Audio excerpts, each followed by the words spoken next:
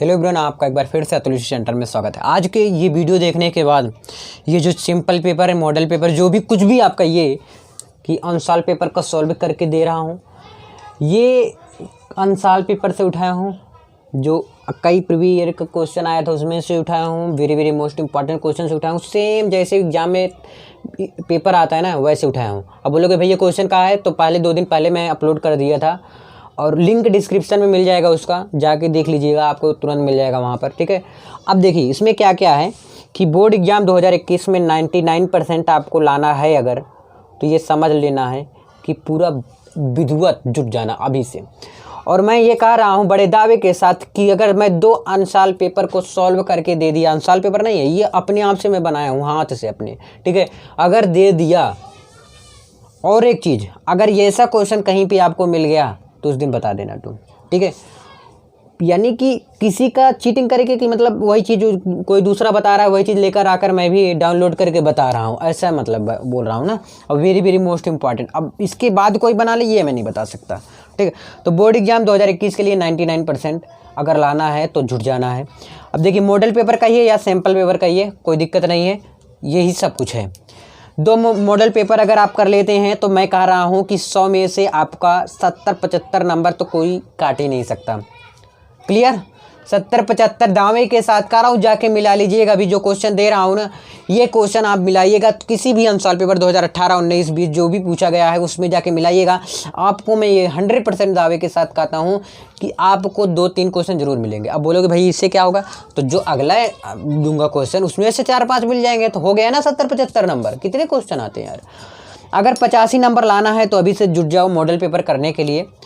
और 2021 की बेहतर तैयारी कराने के लिए आप इस चैनल पर बहुत ही अच्छी जगह पहुंच चुके हैं। आपको उस नैया पार कराई जाएगी। अब कितना टाइम लगेगा आप खुद देखिएगा। अगर बढ़िया रिस्पॉन्स रहा तो इसी प्रकार से केमिस्ट्री और मैथ्स 100% ये कह रहा हूँ भाई, बार बार कह रहा हूँ कि 100% अगर आपने ये वीडियो देखा ध्यान से, अगर टाइम नहीं है तो भी मत देखो, बाद में देख लेना। 100% अगर आपने देख लिया शुरू से लेकर लास्ट तक, तो मैं कह रहा हूँ ये 2-3 दिन की जो सीरीज है अगर पूरा देख लिया तो 100% कोई लाने से रोक नहीं सकता यार, ठीक है। तो मैं पूरा प्रयास कर रहा हूँ आपके लिए। जिस दिन वीडियो नहीं आता, यानी आता तो डेली है, जिस दिन कम वीडियो आता है वो समझ लेना कुछ भैया बड़ा धमाका लाने वाले हैं, तो समझ जाइएगा, है ना। तो ये चीज़ हो गया आपका। अब क्वेश्चन की बात रही, क्वेश्चन मेरे सामने है, बिल्कुल क्वेश्चन ये रहा। तो आपको ये क्वेश्चन आपको डिस्क्रिप्शन में मिल जाएगा, देख लीजिएगा, ठीक है ना। और ज़्यादा से ज़्यादा शेयर करिएगा। अभी तक लाइक नहीं किया तो कर दीजिए यार, अब तो तैयारी करा रहा हूँ आपका, है ना। अब देखिए कैसे लिखेंगे इसको भी बताऊँगा साथ में कि आपका पूरा नंबर मिलेगा। नहीं तो सब जैसे लिखते हैं अब वैसे लिखोगे तो अंतर क्या रह जाएगा वो आप में उस सारे में, ठीक है ना। पहला क्वेश्चन है आपका, विद्युत फ्लक्स का मात्रक बताओ। क्वेश्चन यहाँ पर है मेरे पास, मैं बार बार नहीं दिखाऊंगा, क्वेश्चन आप डाउनलोड कर सकते हो, लिख सकते हो। देखिए क्या है, विद्युत फ्लक्स का मात्रक बताइए। तो इसका आंसर क्या होता है, इसमें 4 विकल्प दिया है। 1 मिनट, नीली पेन से ही बता रहा हूँ, और ब्लैक पेन का बहुत कम यूज करूँगा ना। तो लिखिएगा डायरेक्ट आप, विद्युत फ्लक्स का मात्रक,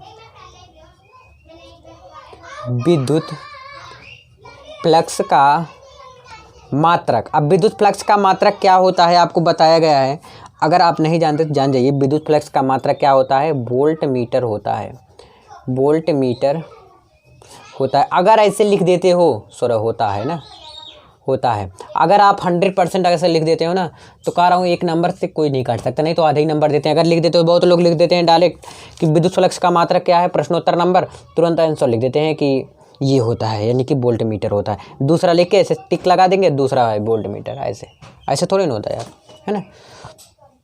दूसरा क्वेश्चन देखिए, दूसरा क्वेश्चन है वैद्युतशीलता,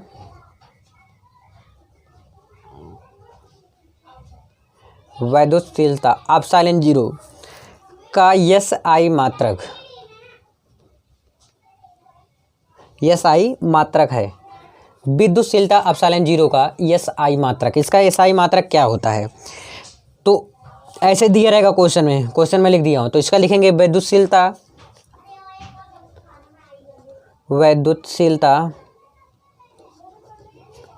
एप्सिलॉन 0 का मात्रक कूलाम स्क्वायर प्रति न्यूटन मीटर स्क्वायर होता है। ठीक है, क्या है? विद्युतशीलता एप्सिलॉन 0 का मात्रक कूलम स्क्वायर प्रति न्यूटन मीटर स्क्वायर होता है। ये दूसरा क्वेश्चन रहा, यानी कि खा गा डालिए। क्वेश्चन बार बार कह रहा हूँ, लिंक डिस्क्रिप्शन में मिल जाएगा ना। प्रेरकत्व का मात्रक, तो भैया प्रेरकत्व का मात्रक होता है ओम सेकेंड होता है। प्रेरकत्व का मात्रक क्या होता है? ओम सेकेंड होता है। प्रेरकत्व का मात्रक क्या होता है? ओम सेकेंड होता है। क्लियर? गा वाला क्लियर हो गया, अब घा वाला लिखिए। क्लियर है ना प्रेरकत्व का मात्रक? तो आ गया ना विशिष्ट चालकता का मात्रक। तो लिखिए विशिष्ट चालकता का मात्रक क्या होता है? विशिष्ट चालकता का मात्रक। इसमें क्या पूछ रहा है कि विशिष्ट चालकता का मात्रक बताओ। तो विशिष्ट चालकता का मात्रक होता है ओम मीटर इनवर्स होता है। विशिष्ट चालकता का मात्रक क्या होता है? ओम मीटर इनवर्स होता है। विशिष्ट चालकता का मात्रक क्या होता है? ओम मीटर इनवर्स होता है। अब मैं अगले पेज खोल लेता हूँ क्वेश्चन। ठीक है, देख लीजिए, दिखा दूँ क्वेश्चन आपको। क्वेश्चन बता दिया हूँ यार, देख लीजिएगा ना। अगला है, बहुत छाटे हुए क्वेश्चन है, बहुत ज़्यादा इंपॉर्टेंट है। मैं बार बार कह रहा हूँ, अगर क्वेश्चन आप कर लेते हैं उस जितने मैं करा रहा हूँ आपको आज, ये जो सीरीज़ है उसी प्रकार अगर पूरा देखते हैं तो मैं कह रहा हूँ कि 100 में 70-75 लाने से कोई रोक नहीं सकता यार। 100% कह रहा हूँ ना। तो घा हुआ तब फिर अंगा आ जाएगा यार, गा लिख दिया। क्या आ गया? अंगा। ये क्या है? किरचॉफ के धारा नियम। तो इसका क्या होगा? किरचॉफ के धारा नियम। किरचॉफ के धारा नियम कह रहा है किसके संरक्षण के आवेश परिणाम स्वरूप होता है। तो किरचॉफ के जो धारा नियम होता है आवेश के होता है, किसके? आवेश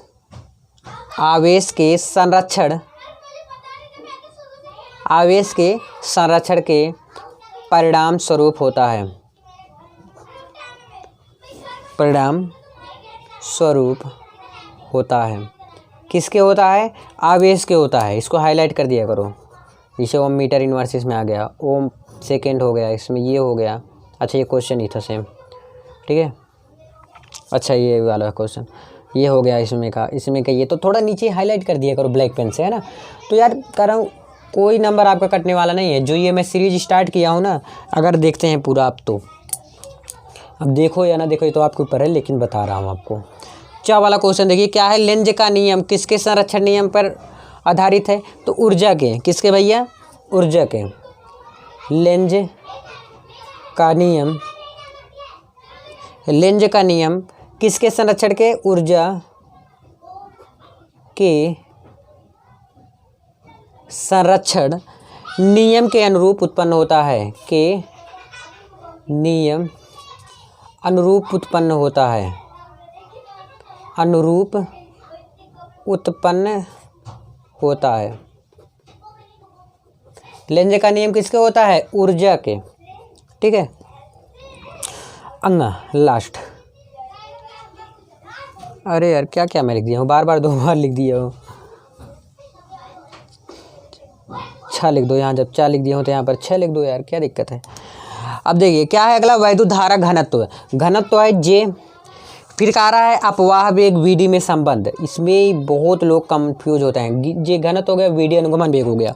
इसका जो फाइनल वाला आंसर होता है क्या होता है? जे बराबर NE/VD। और बहुत लोग कर देते हैं ना भैया जे बराबर NE/AVD। ये आपका गलत है। जे बराबर NE/VD होता है। अब कैसे? अब इसको तो बताना पड़ेगा यार। जब धारा तथा ओम के नियम आप सीख रहे थे तो आपको पता होगा। आई होप समझ में जरूर आया होगा। ये एक नंबर के आपके जो 5-6 नंबर का है ये मैंने सारा कंप्लीट करा दिया। अब आगे देखिए आपका, मैं आपके सामने बुक रख रहा हूँ, यानी कि जो क्वेश्चन लिखा हुआ अनुसार पेपर देखिए।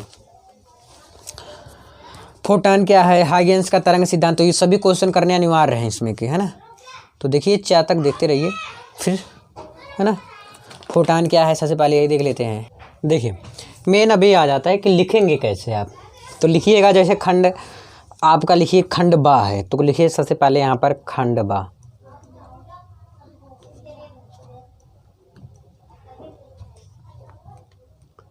ठीक है, क्या लिखेंगे, खंड बा लिखेंगे सबसे पहले, लिख दिए। अब लिखिए प्रश्नोत्तर नंबर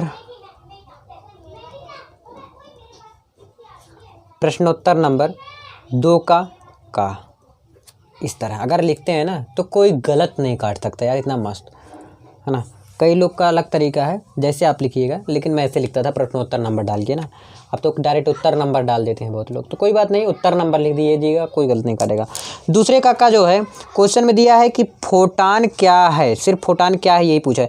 तो फोटान जो होता है भाई ये कण होता है, जो कण के भांति व्यवहार करता है। फोटान क्या होता है, एक कण के भांति व्यवहार करता है, ठीक है। और ये प्रकाश के इस कण को क्या कहते हैं, फोटान कहते हैं। सिंपल भाषा में अगर लिखना चाहो इतना ही लिख सकते हो कि फोटान एक कण है जो प्रकाश के इस कण को ही क्या कहते हैं, फोटान कहते हैं। और सन 1924 में A.H. कॉम्पटन ने इलेक्ट्रॉन के द्वारा जो यक्स किरणें कौन सी निकलती हैं, यक्स किरणें के प्रकीर्णन के द्वारा जो प्रकाश होता है, एक मिनट मैं ऐसे सेट कर लूँ, अब लिख के बता देता हूँ तभी समझ में आएगा। तो ऐसे लिखिएगा, तब प्रश्न मत लिखिएगा, तो लिखिएगा फोटान एक कण की भांति व्यवहार करता है।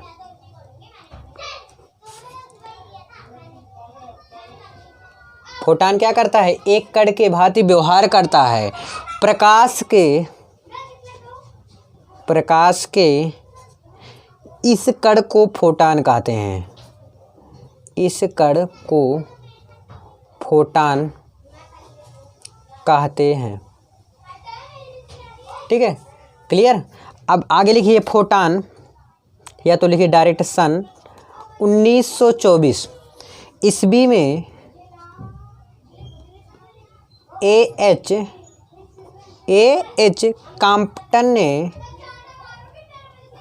कॉम्पटन ने इलेक्ट्रॉन के द्वारा, किसके द्वारा, इलेक्ट्रॉन के द्वारा यक्स किरणों के प्रकीर्णन द्वारा प्रकाश की कणीय प्रकृति, बहुत है इतना यार, कणीय प्रकृति क्या कहलाता है, का सत्यापन किया, यही बस। फोटान एक कण की भांति व्यवहार करता है, इस कण को फोटान कहते हैं ना, कण की भांति व्यवहार करता है प्रकाश के, इसी कण को क्या कहते हैं, फोटान कहते हैं। और 1924 ईस्वी में H. कॉम्पटन, ठीक है, ये बिंदी है, H. कॉम्पटन ने इलेक्ट्रॉन के द्वारा जो यक्स किरणें का प्रकीर्णन होता है उसके द्वारा सत्यापन किया है। किसने, A.H. कॉम्पटन ने। सिंपल सी बात है। अगर इसमें अभिलक्षण भी लिखना चाहे तो लिख सकते हो, लेकिन एक नंबर के लिए क्या क्या लिखोगे फालतू में यार, एक नंबर इतना बहुत है। चलिए अब सेकंड क्वेश्चन आ जाते हैं, तो हेडिंग डालो प्रश्नोत्तर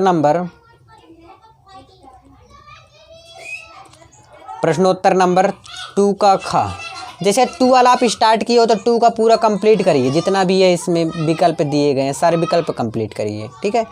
तो 2 का खा में जो क्वेश्चन है आपका कि हाइगेंस का तरंग सिद्धांत बताना है, तो इसका लिखते हैं फटाक से आंसर, ठीक है। क्वेश्चन क्या है भाई आपका कि हाइगेंस का तरंग सिद्धांत बताना है। तो जो हाइगेंस ने बताया कि जो तरंग होते हैं ये किस हिसाब से चलते हैं, इनकी रंग क्या क्या होती हैं, यही सब बताया हाइगेंस ने। तो हाइगेंस एक वैज्ञानिक थे, उन्होंने अपने ही नाम से बता दी कि हाइगेंस का तरंग सिद्धांत। तो देखिए इन तरंगों का वेग लिखिए, पॉइंट लिखिएगा ना इसमें, इन तरंगों का वेग 3 × 10⁸ मीटर प्रति सेकंड होता है, ठीक है। इन तरंगों का वेग कितना होता है, 3 × 10⁸ मीटर प्रति सेकंड होता है। किन तरंगों का, हाइगेंस जो तरंग बताए उस तरंगों का वेग, ठीक है। और आगे लिखिए प्रकाश इस काल्पनिक माध्यम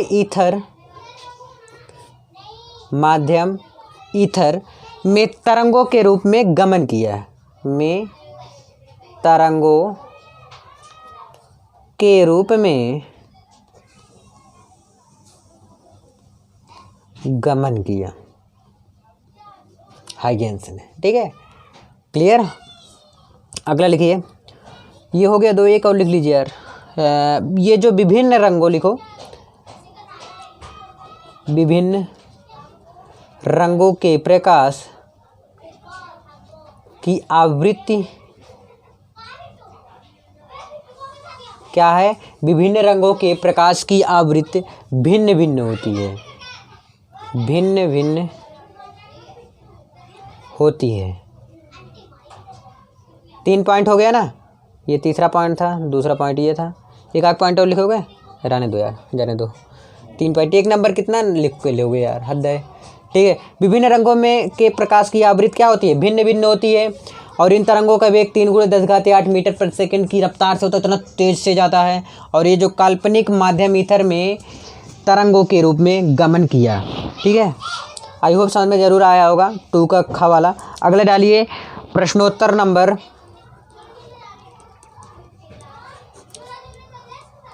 2 का ग, 2 का ग, प्रश्नोत्तर नंबर 2 का ग। ये भी बहुत आसान है, कुछ नहीं है। क्या है गॉस की प्रमेय? ये मैं बताया था कि आएगा भी। तो गॉस की प्रमेय क्या होता है? ठीक है, चलो देखते हैं। ये भी बहुत आसान है यार। देखिए क्या है कि किसी बंद पृष्ठ, एक बार लिखिए तब समझाता हूँ मैं। किसी बंद पृष्ठ से गुजरने वाला कुल वैद्युत फ्लक्स, गुजरने वाला कुल वैद्युत फ्लक्स,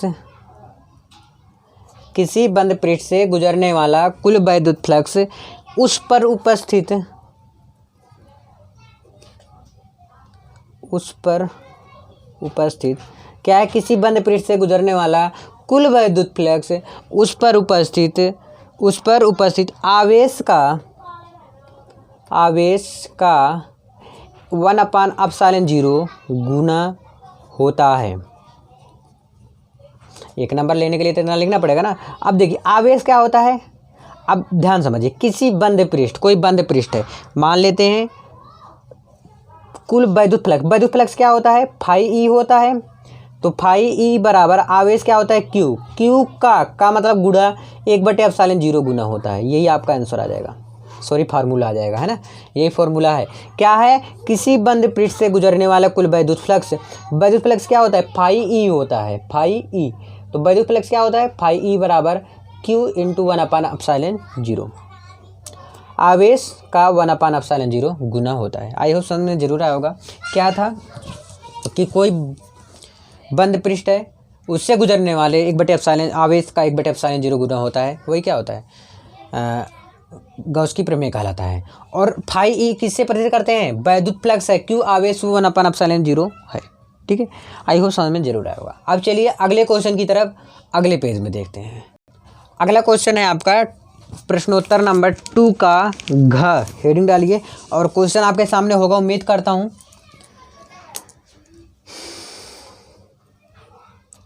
प्रश्नोत्तर नंबर 2 का घ, हेडिंग डालिए।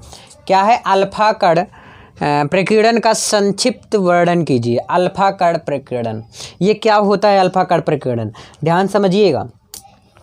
देखिए अल्फा कण प्रकीर्णन को खोज मतलब जो प्रयोग किए थे रदरफोर्ड ने किए थे। रदरफोर्ड ने सन 1911 में उन्होंने उसके प्रयोग द्वारा, अल्फा कण के प्रयोग द्वारा उन्होंने कुछ दर्शाना चाहते थे, वो कुछ प्रस्तुत करना चाहते थे। नहीं समझ आए? फिर से सुनो। उन्होंने कहा कि जो अल्फा कणों की बारीक किरण पुंज में जब बहुत ही पतली स्वर्ण पत्रिका पर गिराया, उन्होंने, किन्होंने? रदरफोर्ड ने, कि रदरफोर्ड ने जब अल्फा किरण को, उस बारीक किरण पुंज को एक बहुत ही पतली स्वर्ण पत्रिका पर गिराया और उससे उन्होंने कई बातों को प्रस्तुत किया। जो प्रस्तुत किया उसी को हम क्या कहते हैं? अल्फा कण प्रकीर्णन। जैसे एक गोला है, उन्होंने पाया रदरफोर्ड ने कि कोई कोई जो किरणें थी वो सीधी चली गई अपना, और इसके अंदर क्या है? ये मान लेते क्या है? आपका नाभिक है, सॉरी ये आपका नाभिक हो गया। नाभिक में क्या है? प्लस है। अब कुछ किरणें हैं ऐसे आए और निकल गए, ऐसे ऐसे करके निकल गई, और कुछ किरणें गई, यही उन्होंने देखा कि इसमें नाभिक में गया और यहाँ पर गया, फिर ध्यान समझिए, फिर से रिटेन हो गया। समझ आ गया ना। और ये भी आपका प्लस है, ये भी प्लस। कैसे उन्होंने कहा कि प्लस है? क्योंकि जब चुंबक है आपका, चुंबक और लोहा पाएगा तो चपकेगा, यानी कि जब प्लस माइनस मिलेगा तभी तो आकर्षित होगा। जब प्लस प्लस होगा तब थोड़ी ना आकर्षित होगा। तो यहाँ पर क्या है? प्लस प्लस प्लस है। तो इसीलिए यहाँ पर जब प्लस है, नाभिक में उपस्थित है, तो ये जब किरणें जा रहा था तो ये प्लस को देखा तो भाग लिया अपना, और इस सेम ऐसे काम इन्होंने भी किया अपना। यही रदरफोर्ड ने देखा। अब इसमें लिखेंगे क्या? लिखो, और लिखना कभी भी तो पहले लिखना फिर डायग्राम बनाना, और डायग्राम अगर बना देते हैं ना तो डायग्राम देख कर ही नंबर मिलेगा आपको। लिखिए, रदरफोर्ड ने सन 1911 ईस्वी में एक महत्वपूर्ण प्रयोग किया। एक महत्वपूर्ण प्रयोग किया, और इस प्रयोग में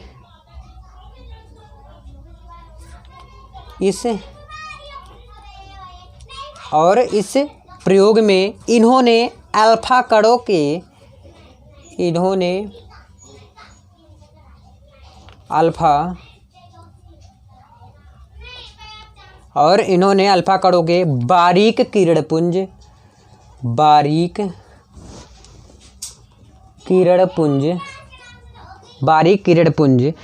को एक बहुत ही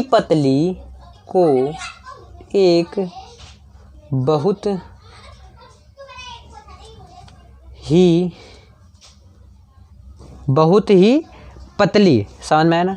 को देखिए, रदरफोर्ड ने सन 1911 ईस्वी में एक महत्वपूर्ण प्रयोग किया, और इन प्रयोगों में इन्होंने पाया कि अल्फा कणों के जो बारीक किरणपुंज को एक बहुत ही पतली स्वर्ण पत्रिका पर गिराया। स्वर्ण पत्रिका पर उन्होंने क्या किया? स्वर्ण पत्रिका पर गिराया, और इससे उन्होंने कई बातों को प्रस्तुत किया।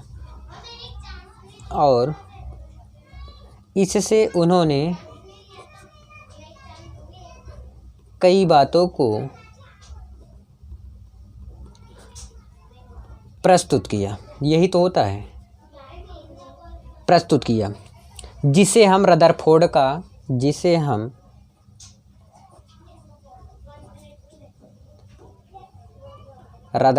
का क्या कहलाता है? अल्फा कणों के प्रकीर्णन का प्रयोग करते हैं। रदरफोर्ड का अल्फा कणों के प्रकीर्णन का प्रयोग करते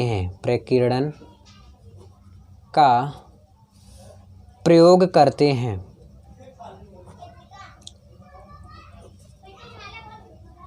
अल्फा कीड़ों को क्या कहते हैं? प्रयोग करते हैं। आई हो समझ में जरूर आया होगा, बहुत इंपॉर्टेंट था और एग्जाम के भी दृष्टि से। अब आपका अगला क्वेश्चन है, लिखिए, हेडिंग डालिए, प्रश्नोत्तर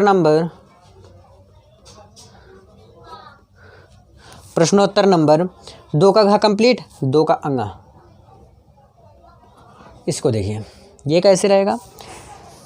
हेडिंग है अपवाह वेग। अब एक बात याद रखना, मैंने बताया था कि जो अपवाह वेग होता है उसी को हम क्या कहते हैं? अनुगमन वेग भी कहते हैं। ठीक है, अपवाह वेग को क्या कहते हैं? हम अनुगमन वेग कहते हैं। ये बार बार मैं बताया था, अपवाह वेग करके ही ज़्यादातर पूछता है, क्योंकि कंफ्यूज करने का उन सबका काम है, और वो सब क्या करते हैं? कंफ्यूज करने में लगे रहते हैं। ठीक है ना? तो इसलिए कंफ्यूज मत होइएगा। अगर आ गया अपवाह वेग तो लिखिएगा कि जब मुक्त इलेक्ट्रॉन क्या होता है? आपस में टकराते हैं तो उनमें एक सूक्ष्म वेग मिल जाता है, तो इसी वेग को क्या कहते हैं? अनुगमन वेग कहते हैं या अपवाह वेग कहते हैं। तो प्रश्नोत्तर नंबर 2 के अंगा लिखिए, जब मुक्त इलेक्ट्रॉन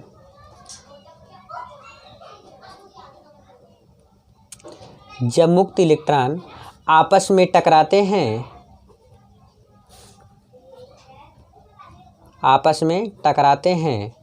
जब मुक्त इलेक्ट्रॉन आपस में टकराते हैं तो उन्हें एक सूक्ष्म वेग मिल जाता है। एक सूक्ष्म वेग मिल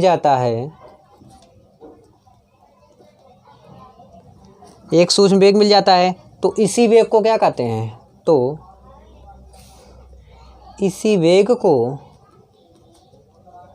अपवाह वेग कहते हैं। जब अपवाह वेग दिया है तो अपवाह वेग लिखो। अपवाह वेग या अनुगमन वेग कहते हैं,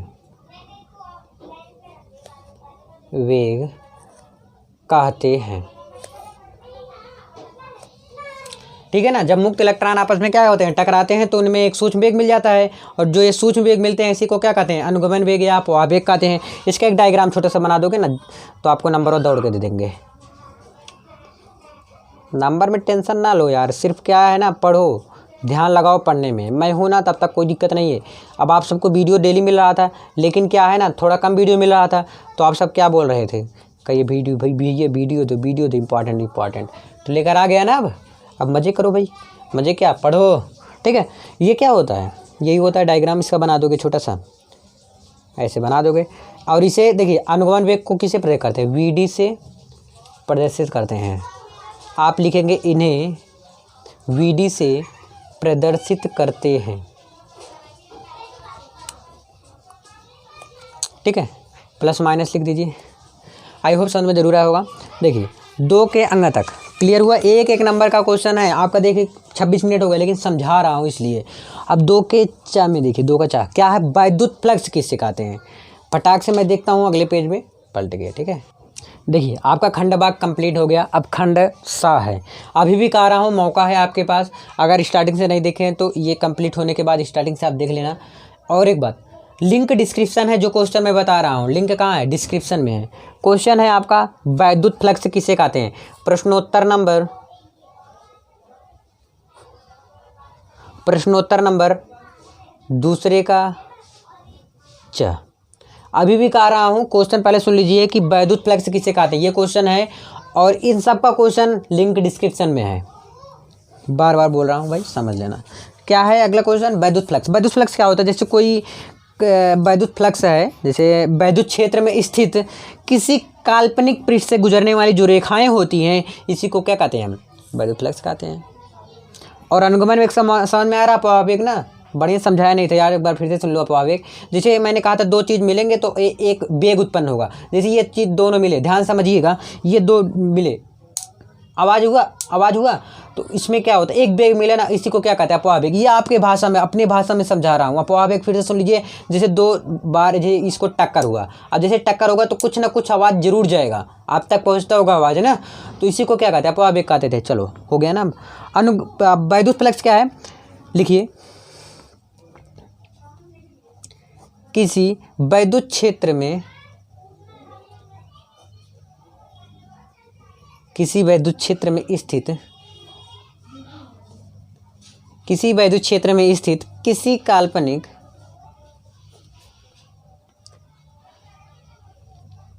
किसी वैद्युत क्षेत्र में स्थित किसी काल्पनिक, या तो ऐसे कहिए किसी कोई बात नहीं, काल्पनिक पृष्ठ से या पृष्ठ के लंबवत गुजरने वाले, लंबवत दिशा में गुजरने वाली वैद्युत फ्लक्स,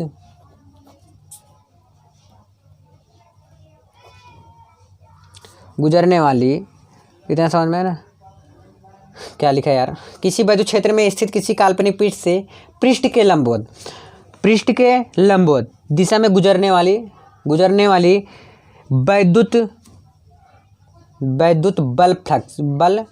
वैद्युत बल रेखाएं। थोड़ा मैं सोच रहा हूँ कितना शॉर्टकट कर दूँ ना, तो शॉर्टकट में अगर ज़्यादा शॉर्टकट कर दूंगा यार भाई, नंबर भी नहीं मिलेगा। तो इसलिए मुझे दोनों को ध्यान रखना कि नंबर पूरा मिले और शॉर्टकट भी हो जाए ना। तो वैद्युत बल रेखाओं की संख्या से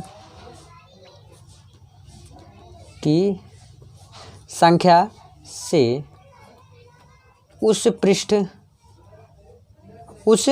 पृष्ठ से बद्ध वैद्युत फ्लक्स कहलाता है।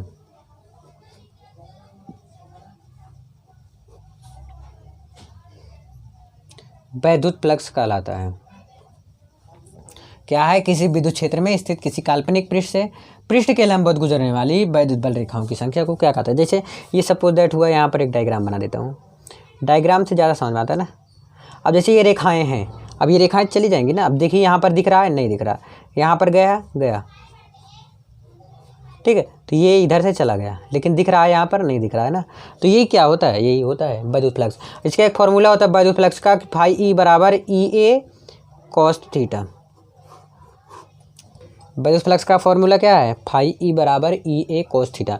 अब देखिए इसमें ई है वैद्युत क्षेत्र की तीव्रता, ए पृष्ठ का क्षेत्रफल है, और थीटा यार जैसे ई और ए के बीच में जो कोण बनेगा, ई और ए के बीच में जो कोण बनेगा वह क्या होगा, वही तो होगा यार कॉस थीटा। ठीक, और इसका मात्रक भी देख लो यार, मात्रक कभी कभी पूछता है।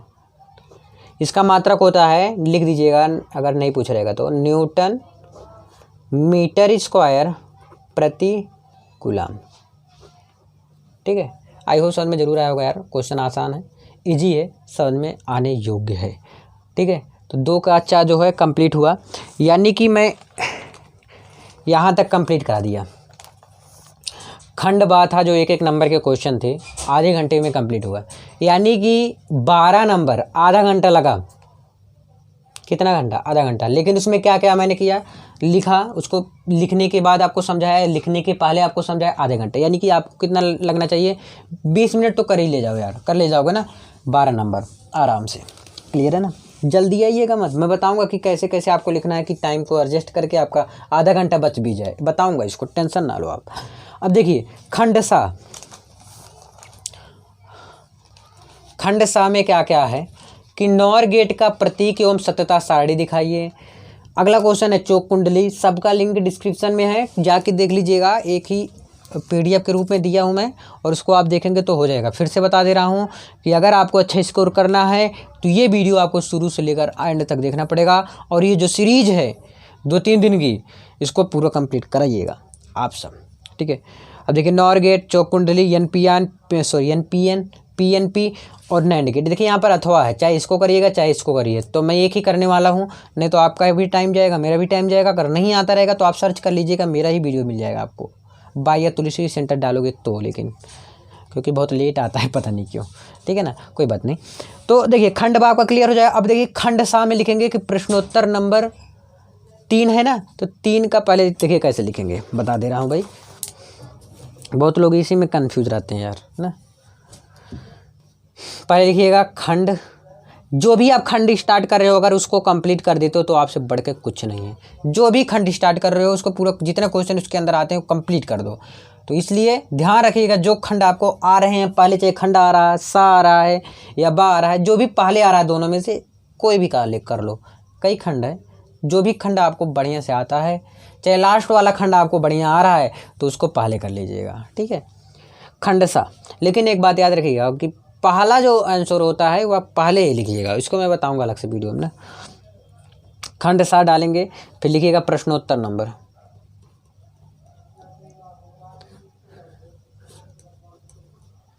पहले का थर्ड का तीसरे का, यही ना क्वेश्चन है। नॉर गेट का प्रतीक एवं सत्यता सारणी बनाना है, कैसे बनेगा, कुछ भी कठिन नहीं है यार, मैं सारा लॉजिक गेट का पूरा बता रखा हूँ, आप जाके देख सकते हैं कि लॉजिक गेट बाय तुलसी सेंटर अगर डालेंगे तो आपको मिल जाएगा।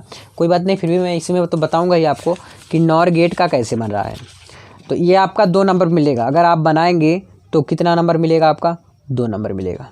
ठीक है, तो नॉर गेट देखिए ध्यान से, नॉर गेट ना। अब देखिए नॉर किससे मिलकर बना है, NO। देखिए पहले यहाँ से क्या निकल रहा है, OR निकल रहा है ना, और से निकला है प्लस।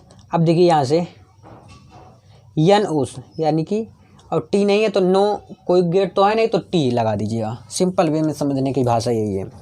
नॉर गेट का कैसे आपने बनाया, OR को मैंने कर दिया और NO को कर दिया, NO, तब फिर नॉर का तो नॉट हो गया ना, यानी किससे मिलकर बना, और से मिलकर बना है, नॉट से मिलकर बना है। अगर मान लेते हैं ताहरी कहीं कहीं बोलते हैं, कहीं खिचड़ी बोलते हैं, तो ध्यान समझिएगा, जो भी आप समझो, ताहरी खिचड़ी जब उसमें बनाते हैं क्या क्या बनाते हैं, उसमें चावल भी डाल देते हैं, दाल भी डाल देते हैं, यानी कि दोनों को मिक्स करके बना देते हैं। और नहीं तो क्या करना पड़ता है आपको, भैया दाल अलग बनाओ चावल अलग बनाओ।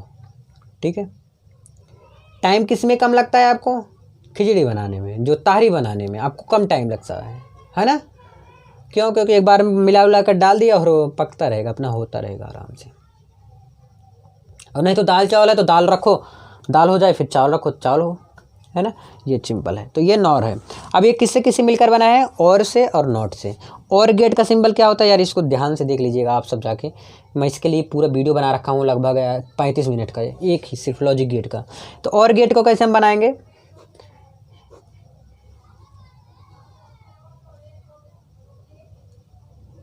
ये कुछ क्या है आपका? और गेट है, ठीक है। ये आपका क्या हो गया? और गेट। यहाँ पर वाई लिख दो, ए बी, ये दोनों इनपुट है, ये आउटपुट हो गया। अब इसमें नॉट गेट जोड़ दो, अब इसका आउटपुट ये हो गया आपका। अब यहाँ पर अगर ये इसको ऐसे कर दीजिएगा बस।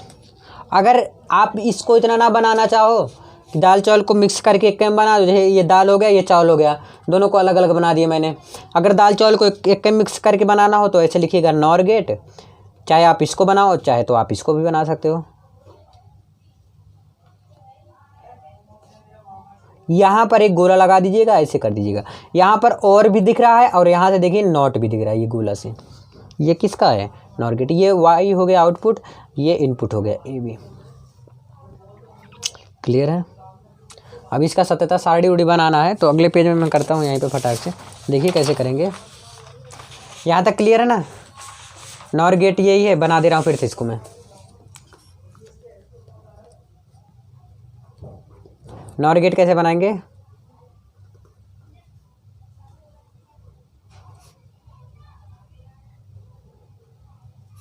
ठीक है, इसको यहाँ से मिला दिए।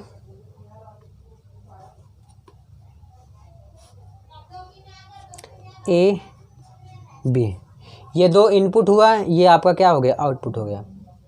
क्लियर है ना? ये आपका क्या हो गया? नॉर गेट है। ये आपका इनपुट, ये आउटपुट। अब देखिए इसका सत्यता सारणी बनाने के लिए भी बोला है, तो नॉर गेट का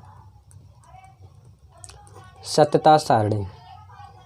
सत्यता सारणी कैसे बनाते हैं ध्यान दीजिएगा, बहुत आसान तरीके से बनाएंगे। देखिए और गेट का यहाँ बना दीजिए, नॉट गेट का यहाँ बना दीजिए, दोनों का अलग अलग करके। देखिए कुछ इस प्रकार से बनेगा। सॉरी, यहाँ पर बैटरी लगा दीजिएगा, ठीक है। यहाँ गए पर आने दीजिए, प्लस हो गया या माइनस हो गया। तो इसको ऐसे बना दीजिएगा आप सब भी।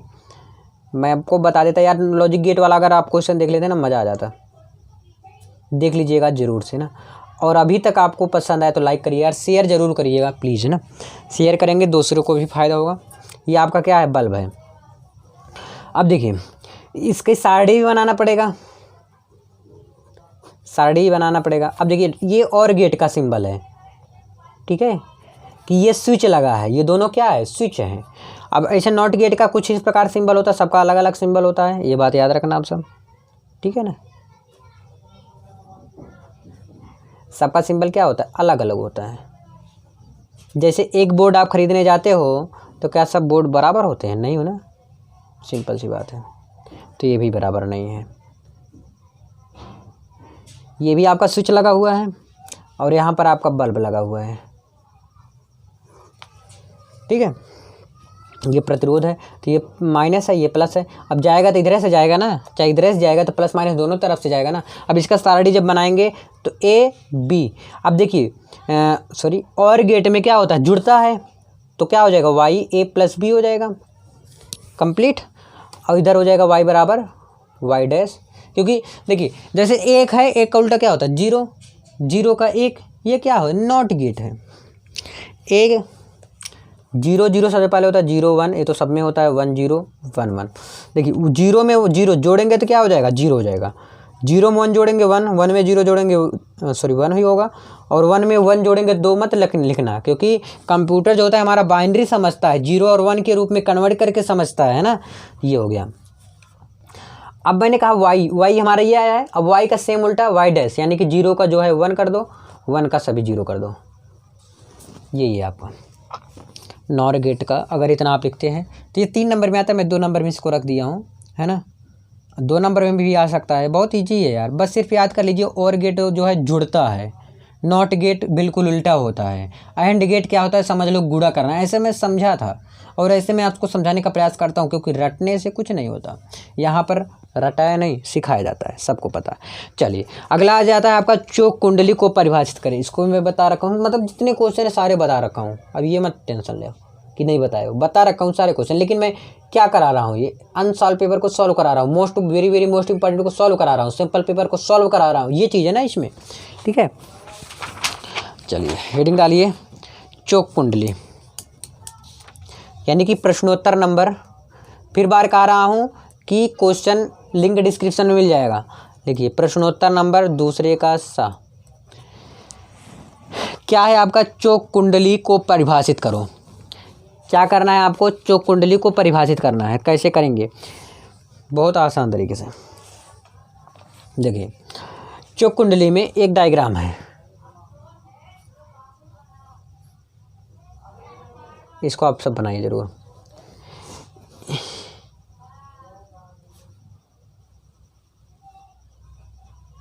ठीक है, ये है आपका, इसको ऐसे बना दीजिए।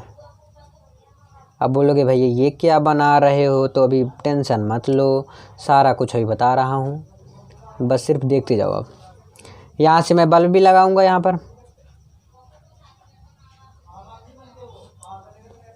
यहाँ प्रत्यावर्ती धारा, ये क्या हो गया आपका, प्रत्यावर्ती धारा हो गया आपका, ज़्यादा बढ़ा दिया, कोई बात नहीं। अब देखिए ये जो लाइन है आपका, जो सीधे सीधे गया है, ये आपका क्या है, ये लोहे का क्रोड है, ये लोहे का क्या है, क्रोड है, ठीक है। और यहाँ पर आपका लगा हुआ है क्या, बल्ब, ये बल्ब हो गया, ये आपका क्या हो गया, प्रत्यावर्ती धारा हो गया। क्लियर। ये तांबे का तार है, ये जो आपको दिख रहा है ये वाला आपका क्या है, तांबे की तार को क्या है, लपेट कर बनाया गया है प्रत्यावर्ती धारा में। ये क्या है, तांबे की तार को क्या है, बकायदे लपेट कर बनाया गया है, जो लोहे के क्रोड नीचे है इसके। इसमें लिखेंगे कैसे कि प्रत्यावर्ती धारा परिपथ में, इसी में लिखेंगे विद्युत ऊर्जा को हास हुए बिना धारा को कम करने का एक साधन उपलब्ध है। कि मतलब जैसे इसमें जो है धारा को कम करने के एक साधन उपलब्ध, जैसे चोक कुंडली कहते हैं, नहीं समझ में, जैसे लाइट लगा रहा था आपके घर में, मैं आपको एकदम गांव वाला भाषा समझाता हूँ, आप समझ जाते होंगे। गांव वाला यानी कि अपने भाषा में समझाते, गांव की नहीं, शहर की गांव और क्या है, उसमें अंतर क्या है। देखिए जैसे प्रत्यावर्ती धारा परिपथ, जैसे अपने आपके घर में क्या लगा रहता है, ट्रांसफार्म होता है, घर में नहीं होता है तो बाहर ही होता है, मतलब घर में दूसरा एग्जांपल बताने वाला था, ये दूसरा एग्जांपल है। ये ट्रांसफार्म होता है क्या, किस काम के लिए लगा होता है, क्योंकि लाइट को तेज़ करने के लिए, लाइट और तेज़ी हो जाए। जब लाइट स्लो आ जाता है तो कुछ और लगाते, याद नहीं आ रहा, उसको घर में लगाते हो तो, ठीक है ना, याद नहीं आ रहा मुझे अब, इन्वर्टर नहीं यार, कुछ और होता है, याद नहीं आ रहा, बता देना आप सब कमेंट करके। तो उसको लगाते हैं, क्यों लगाते हैं, क्योंकि लाइट तेज़ हो जाए, जो लाइट स्लो है उसको तेज़ कर दिया जाए, तो यानी कि ऊर्जा का ज़्यादा हास ना हो और जो हमें काम हो उतना मुझे प्रयोग में आ जाए। यही क्या होता है, यही तो होता है यार चोक कुंडली। ठीक है, लिखिए, इसको लिखते हैं फिर बताते हैं आपको। जैसे मैंने आपको बताया वैसे कुछ सेम लिखना है यार। देखो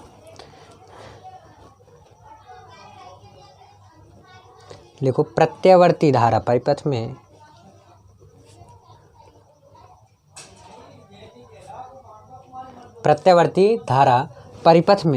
विद्युत ऊर्जा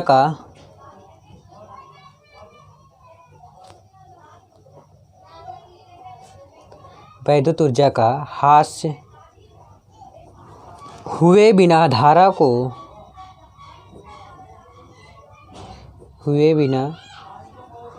को कम करने का एक साधन उपलब्ध है। कम करने का एक साधन उपलब्ध है। एक साधन उपलब्ध है। क्या है, प्रत्यावर्ती धारा परिपथ में विद्युत ऊर्जा का हास हुए बिना धारा की कम करने का एक साधन उपलब्ध है, जिसे चोक कुंडली कहते हैं। इसे चोक कुंडली कहते हैं। इसे क्या कहते हैं, चोक कुंडली कहते हैं। इसे आप लिख सकते हो, और थोड़ा, यह एक ऊंचे प्रेरकत्व की कुंडली होती है, प्रेरकत्व की कुंडली होती है। यह एक ऊंचे प्रेरकत्व की कुंडली होती है जो एक पृथक्कित तांबे के मोटे तार, देखिए ये तांबा है ना, ये मोटे तार द्वारा बनाया गया है। पानी नहीं पी लो यार, क्यों ऐसे बैठे हो। मोटे तार द्वारा लपेटकर बनाया गया है।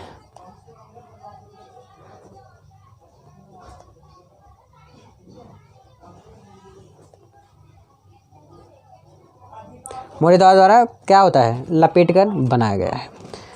यही जो पतलित ग्रेड पर लपेटकर बनाया, ये क्या होता है, पटलित है। इसी पे लपेट कर क्या बनाया गया है। इसको क्या कहते हैं, चौक कुंडली कहते हैं। इसका जो प्रतिबाधा जेड बराबर क्या होता है, जेड बराबर होता है अंडर रूट में r² प्लस ओमेगा यल का होल स्क्वायर, ये होता है।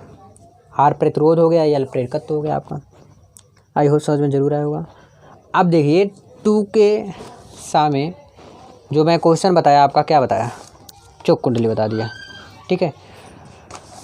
और देखिए नॉर गेट आपको मैंने बता दिया ना, यहाँ पर रहा आपका नॉर गेट बता दिया और चौक कुंडली बता दिया। अब अगला क्वेश्चन आता है NPN ट्रांजिस्टर। क्या है NPN ट्रांजिस्टर, यानी कि 2 के क्या है ग, 2 के ग। यार इसमें 2 का सही सा क्यों लिखे हैं, इसमें 2 का खा था ना, ये 2 का खा था, सॉरी यार 2 का खा था ना। अब हेडिंग डालिए प्रश्नोत्तर नंबर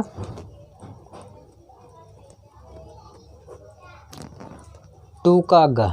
इसमें 2 क्वेश्चन है, एक बात याद रखिए, हम दिखा दूँ।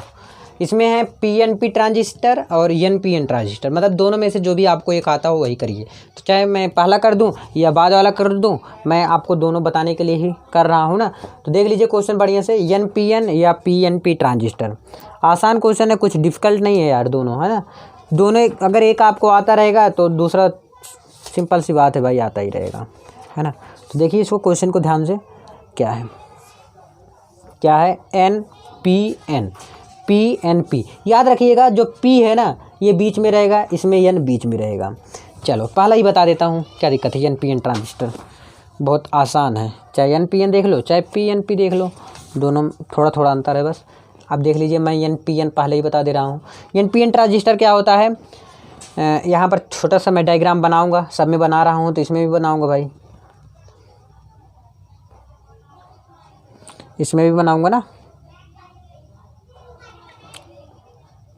ये पहला छोटा रखिएगा, दूसरा बड़ा रखिएगा, तो इसमें भी पहला छोटा करिए, यहाँ पर बड़ा करिए, ठीक है। देखिए NPN, ठीक है। तो यानी कि N पहले बड़ा, फिर P है, फिर बीच में, फिर बड़ा। देखिए N बड़ा, P बड़ा, N बड़ा। अब बोलोगे भैया क्यों ऐसे कर दिए, भैया जब ट्रेन के डिब्बे में लोग बैठते हैं, जो पतला लोग रहता है वो दबा जाता है बीचवा में, और जो मोटे मोटे रहते हैं साले दबाते रहते हैं, बीच में दबाते रहते हैं। तो ये NPN ट्रांजिस्टर है। तो यानी कि P आपका क्या हो गया, बीच में हो गया, N किनारे किनारे पर होगा। इसमें लिख सकते हो कि यदि हम, बहुत आसान है, यदि हम पतले P, ये पतला है, जो बीच में रहेगा वो पतला कहिएगा। यदि हम पतले P टाइप क्रिस्टल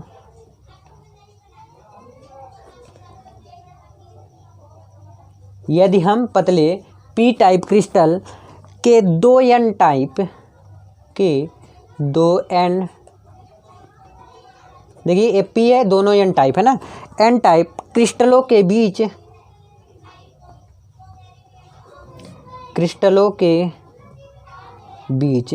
रख कर,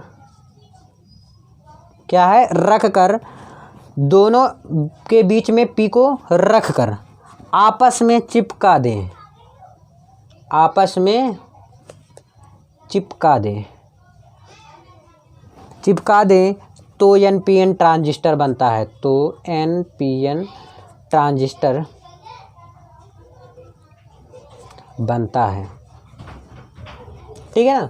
बन गया ना। देखिए दोनों जब मोटे मोटे हैं, बीच वाले को बीच में दबा दिए हैं, तो ये क्या हो गया, एन पी एन ट्रांजिस्टर हो गया। और इसका अगर मैं प्रतीक देख लो, प्रतीक जरूरी है यार। एक गोला बनाइए, इसमें एक ऐसे गया, ठीक है, इसको अच्छे से बनाइए आप सब। यहाँ से एक गया, ये कि यहाँ से मिला दीजिएगा। ये आपका ई है, सी है, और यहाँ पर बी है। याद रखिएगा एन पी एन ट्रांजिस्टर में जो ये चिन्ह है, ये ऊपर की राह पे हो रहा है, ये थोड़ा थोड़ा अंतर है, ठीक है। अब ये ऊपर की तरफ, अब पी एन पी में नीचे की तरफ रहता है। अब ई क्या है आपका, उत्सर्जन है। क्या है, ई उत्सर्जन है। ये सी आपका क्या है, संग्राहक है। बी क्या है आपका, बेस यानी कि आधार है, ठीक है। आई होप समझ में जरूर आया होगा। यानी कि दूसरे का गा कंप्लीट हो गया है ना। देखिए गा 2 बार लिखा है, क्यों, क्योंकि अथवा चाहे आप ये ऊपर वाला करिएगा चाहे ये वाला, तो मैंने ऊपर वाला कर दिया है।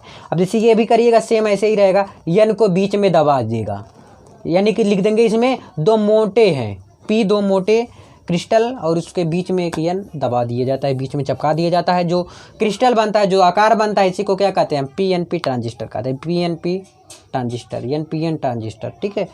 अब अगला क्वेश्चन है, नैंड गेट को परिभाषित करो। अब इसमें क्या क्या बन रहा है, अब मैं अगले पेज में बता देता हूँ आपको, 1 मिनट। क्या है आपका नैंड गेट, इसको गेट को परिभाषित करो, सिंपल भाषा में समझेंगे हम। नैंड गेट ये है ना। अब इसमें लिखेंगे कैसे, ऐसे मत लिख दीजिएगा नैंड गेट, लिखिएगा प्रश्नोत्तर नंबर 5वें का घ, ये है ना क्वेश्चन, ठीक है। अब इसमें है नैंड गेट, तब इसमें लिखो नैंड गेट। बिल्कुल भी अब राइटिंग जा नहीं रहा है, क्यों, क्योंकि ये भी मैथ्स का आपका कंप्लीट करके तुरंत ये बता रहा हूँ। मैथ का वीडियो आपको शाम को मिल जाएगा ना, शाम तो हुआ ही है, रात में मिल जाएगा सब शायद, इसके बाद या तो सुबह मिल जाएगा, बना दिया हूँ। बट उसको देखो यार, क्या करना पड़ता है, उसके लिंक डिस्क्रिप्शन चेक करना पड़ता है, टाइटल करना पड़ता है, थंबनेल लगाना पड़ता है, तो कई काम हो जाते हैं ना, और अकेले करना पड़ता है सब कुछ, समझ सकते हो। कोई नहीं यार, अगर आप सबका साथ रहा तो बहुत आगे तक जाएंगे। प्लीज़ शेयर करिएगा, बस मज़ा आएगा ना। अगला है आपका क्या है, नैंड गेट। नैंड गेट को भी बहुत अच्छे से समझेंगे हम सब। देखिए ध्यान से क्या है इसमें, देखिए नैंड गेट कैसे बन रहा है। नैंड यानी कि यहाँ से देखो, यहाँ से निकल रहा है एंड और प्लस नॉट, या नो तो लिखा नहीं है, लेकिन यानी कि क्या क्या आपका बन रहा है, एंड से बन रहा है और नॉट से बन रहा है। तो गेट भैया पढ़ लीजिएगा तो आपको आएगा कई नंबर का आपका, है ना। ये हुआ नैंड गेट का। अब कैसे बनाएंगे, तो यानी कि सबसे पहले हम एंड गेट बना लेते हैं, फिर नॉट गेट बना लेते हैं। एंड गेट कैसे हमारा बनेगा, ध्यान दीजिएगा।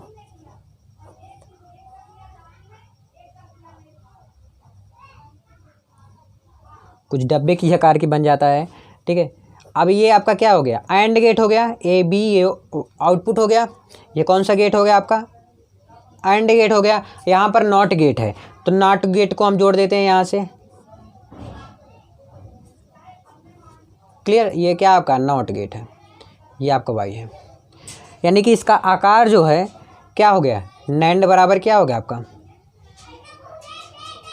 एंड प्लस नॉट से मिलकर बना। क्लियर। आप इसको अगर ऐसे ना बनाओ तो ऐसे भी बना सकते हो, दोनों बना सकते हो ऐसे।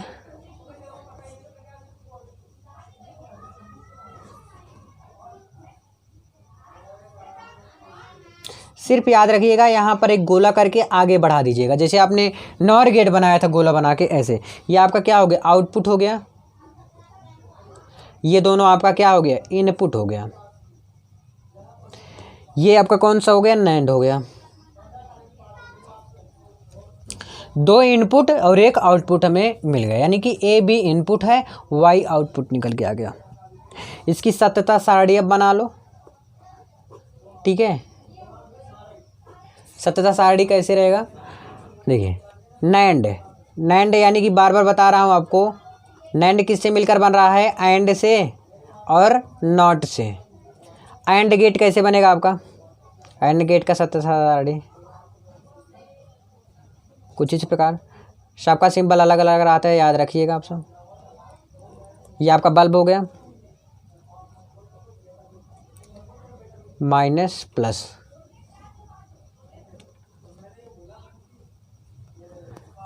A B. अब इसको यार अगर अच्छे से एक्सप्लेन करूँगा ना ज़्यादा टाइम लग जाएगा, और समझ रहे हो बात ना इसको, क्योंकि मैं अलग से बना चुका हूँ, इसीलिए मैं सोच रहा हूँ कि इसको यही समझो इतना। ये है एंड गेट का प्रतीक। अब नॉट गेट का कुछ इस प्रकार है। नॉट गेट अभी आपने जस्ट ऊपर देखा ही था, अगर नहीं देखा तो यार स्टार्टिंग से देखिए, मज़ा आएगा तभी।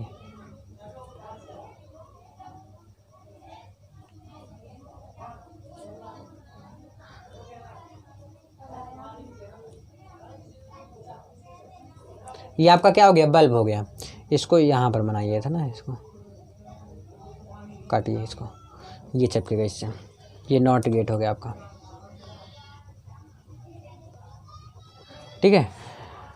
लिखिए ए बी वाई डैश, इसमें क्या होता है, एंड में गुणा होता है वाई डैश। और नॉट गेट तो उल्टा हो जाता है, जैसे 0 है तो उसका 1 हो जाएगा, 1 है तो 0 हो जाएगा, तो 0 0 0 1 1 0। भैया आएगा तो 3 नंबर में खींच के, और आएगा ज़रूर, ये भी बता दे रहा हूँ। अब देखिए 0 में 0 करेंगे तो 0, 0 में 1 का गुणा 0 0, 1 में 0 का 1 में 1 करेंगे 1 हो जाएगा, ठीक है। अब इसका सेम उल्टा होता है 1 1 1, अब 1 का 0 हो जाएगा, ठीक है। तो नैंड गेट आपका क्लियर हुआ। देखिए यार मैंने कितना आज करा दिया आपको, और नहीं कराने वाला आज। खंड 7 तक आपका क्लियर करा दिया हूँ, देख लीजिए आप क्वेश्चन, खंड 7 क्लियर करा दिया हूँ। अब आपके बच रहे हैं जो, देखिए ध्यान से, खंड दा बच रहे हैं, कई खंड अभी बच रहे हैं। चौथे क्वेश्चन पे ये भी पहुँचे, 9 क्वेश्चन तक समथिंग है। तो यानी कि अगर आपका साथ रहा तो 2 दिन और लगेंगे, 2 दिन में 100% श्योर कंप्लीट करा दूंगा। अगर इसमें अच्छा रिस्पॉन्स रहा हो कमेंट करिएगा, शेयर जरूर करिएगा अपने दोस्तों के साथ। मिलते हैं नेक्स्ट वीडियो में। अगर आपको समझ में आया हो, कुछ फ़ायदा हुआ हो तो ज़रूर करिएगा। धन्यवाद। बस सिर्फ मचाते रहो।